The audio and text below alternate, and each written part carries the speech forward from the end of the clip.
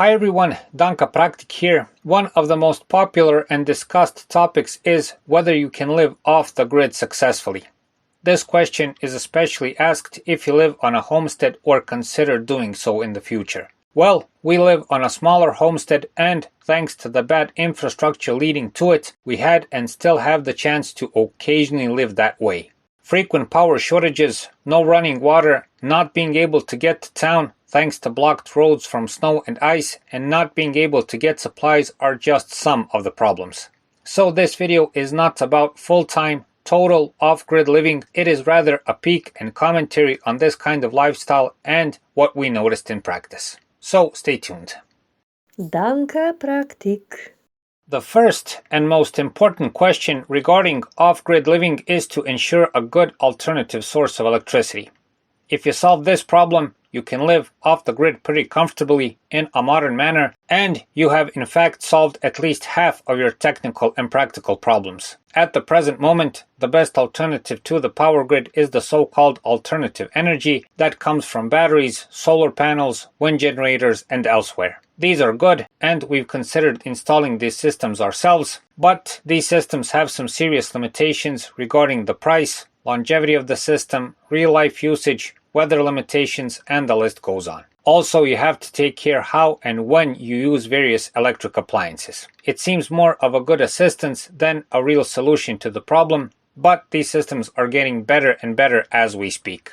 A water-powered electric generator, if possible on your homestead, is a great solution for this problem, at least in our opinion.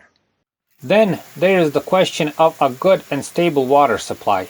Not only for yourself and the household, but also for animals, the garden, the greenhouse, and else. Here, a good alternative to the grid is wells, nearby creeks, smaller rivers, and so on. If it's legal and if you have the means, making a pipeline from these to your homestead will ensure a decent supply, provided there are no droughts or even worse floods. You also have the option of gathering rainwater, but that is not very reliable. All in all, know this. If you can't solve the problem of the water supply properly and in quality, forget about off-grid living. One more trademark of off-grid living is growing your own food. So, is it possible to live off the land? Of course it is, but it's a far cry from your regular gardening.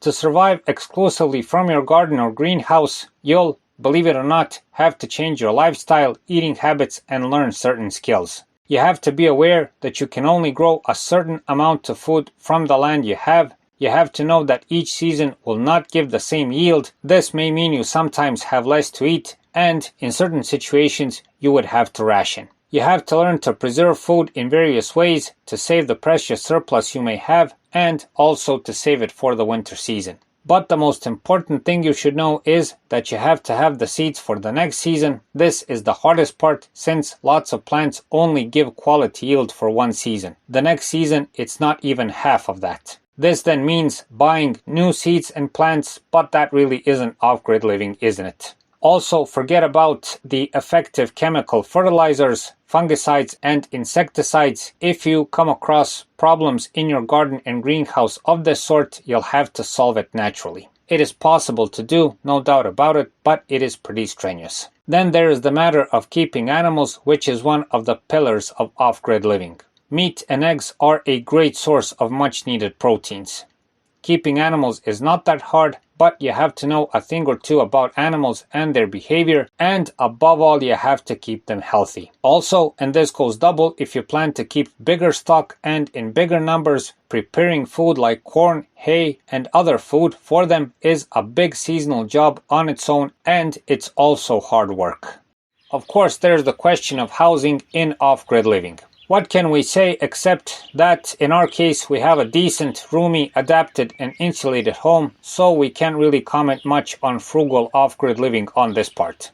But if we decided to do things all over again, according to the frugal and off-grid lifestyle, we would build a smaller and, above all, well-insulated home.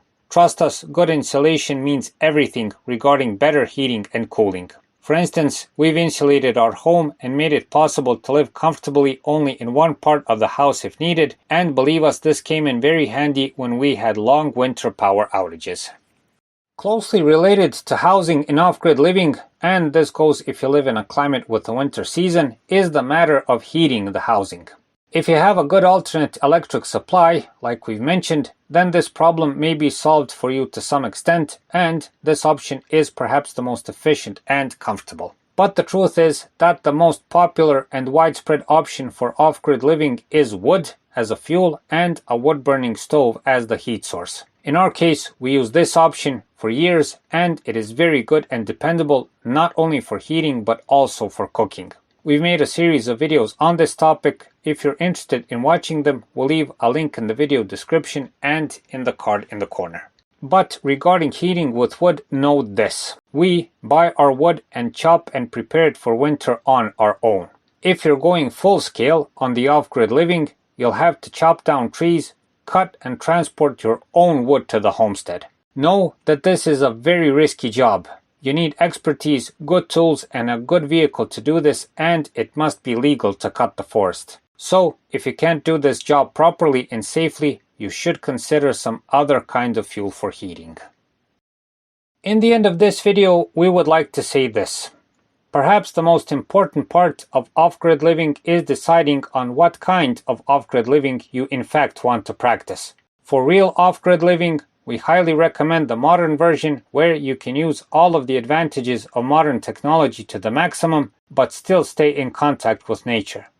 So the first option would be alternative energy sources, growing your own food, and so on. Be aware that this option costs money and that it is a long-term investment. In our humble opinion, the best option is a combination. Now, what we're going to tell you isn't really off-grid living, but if you really want to enjoy and live comfortably, this option is unbeatable. It is to use the grid as little as possible and while you can, and also have alternatives at your disposal. For instance, you can install a smaller, cheaper solar panel system, you can dig yourself a reserve well or do other things, and if possible, you should combine these with the existing grid. This way, you can still use the grid to your convenience and with much less cost, but you'll also be prepared if something goes sour and you're completely cut off the grid. Finally, you have the caveman option, what we like to call it. You can live completely off the grid, which is of course okay, but you should be prepared to totally change your lifestyle, be prepared for all kinds of hardships, and you'll have to learn some serious skills to survive. Otherwise, you may get yourself into serious trouble. The choice is yours. Just, again, have a clear vision of what you actually want, not the twisted, romanticized, and above all, dangerous version of off-grid living. So that's it for this time. We hope the video helps. Please like and subscribe. It's a huge help for what we're doing. Thanks for watching and thanks for your time.